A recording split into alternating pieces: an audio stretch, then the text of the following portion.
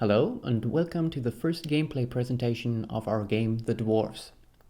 It's an early development version, so a lot is still going to change, but it should be enough for a first impression.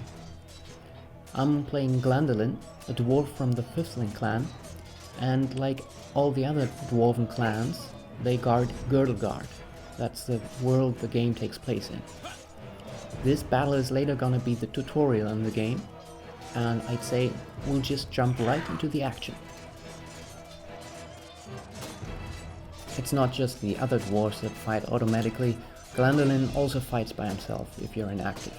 That's convenient because you usually play 3 or 4 heroes at the same time, and you can't take care of each of them all of the time. That's why we have those auto attacks.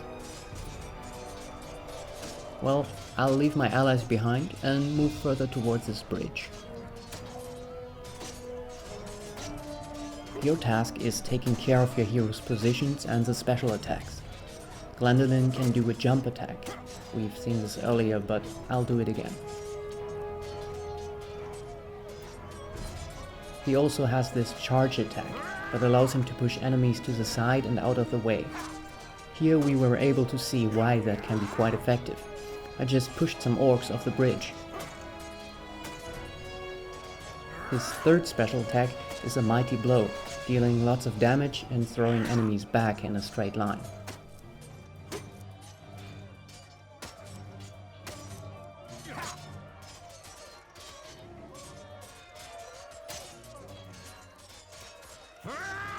In the game, it's always about few heroes fighting lots of enemies. That's why you have to make use of the environment. The enemies have a flocking behavior, and their movements are generated physically correct.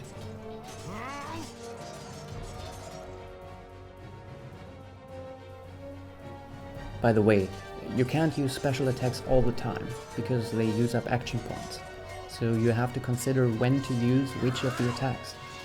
Depending on the hero, the action points are recharged by killing enemies or with other actions, or they just regenerate over time. The action points are displayed above the heroes. It's these small blue dots. Okay, I just got a few grenades that I can use in battle. You can clearly see how the power of the grenades pushes the enemies apart.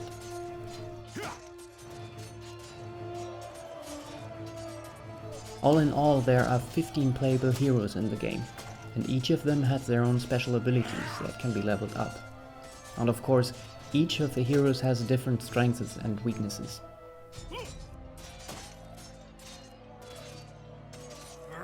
Down here, in the middle of the screen, I can see my current objective and the objective of the orcs. In this wave of attack, I have to kill a certain amount of orcs. My king, what are you doing here? Giselbert I, the father of the Fifthling clan, has not been on the front line of battle against the creatures of Tion for many cycles. The king surveys the battlefield and the defenders with a grave expression. We are too few. This you know as well as he does. But there will be no reinforcements arriving. Hundreds of brave warriors lie inside the fortress dying. The illness is running rampant. It brings weakness and death. Stay at your posts. Be as steadfast as the granite of which we are made. Nothing can break us. Vrakas is with us. Alright, I just got a second character. Giselbert, King of the Fifthlings. I can either select and control the characters separately, or I select both of them together, just like in a real-time strategy game. So let's advance a little bit. My comrades will catch up. Of course, Giselbert has his own special attacks. For example, he's got a sweeping blow, that's also great for pushing orcs from bridges, and he's also got this mighty blow with his hammer onto the ground, that swipes orcs off their feet.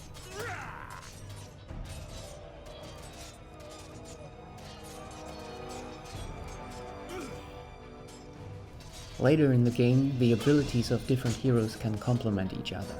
For example, maybe one of them can stun enemies, while another one deals guaranteed critical damage to stunned enemies.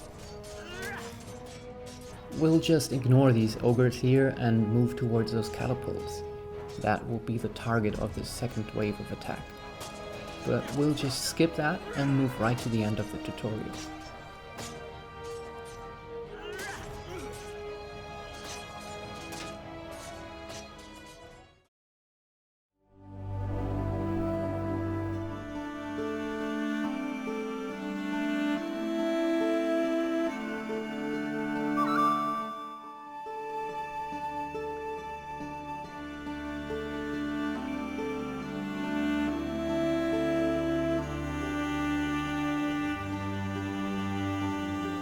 Look at me. I am Syntheras, the Reaper of your death. I will take your life, and the land will take your soul. Get out of my sight, pointy ears, and let me delight at the closed gate a little longer. The gate may have closed, but when you rise again from the dead by the power of the land, you will be one of us, and you will open it. Never! My soul belongs to Vrakas. No, your soul now belongs to the land, and henceforth you will belong to it forever. Now die, and return. Then hand us Girdlegard.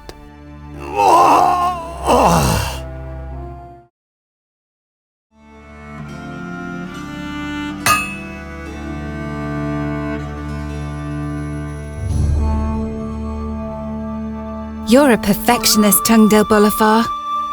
I've got a reputation to uphold. If you can't rely on the metalwork of a dwarf, what can you rely on? So, this now is the actual beginning of the game, about 1,000 years later. You look dreadful.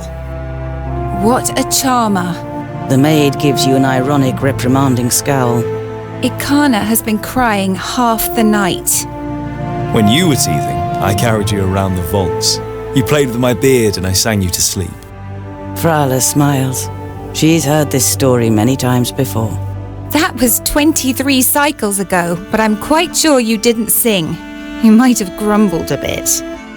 If what you've read about the dwarven lifespan is true, it will be another 300 sun cycles and more before you are called to the Eternal Forge. The certainty of one day having to witness Frala's death already burdens your heart. This is Tungdil, our main character. He's a dwarf that grew up among humans. To be more exact, he grew up with Lord Yonan, one of the big mages, and we're inside his vaults right now. And this here is the maid Frala that I'll just have to put off right now.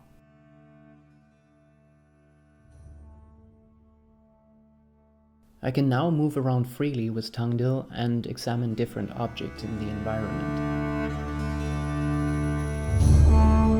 You've worked a bit more on Sunya's birthday present last night. The little one is crazy about horses.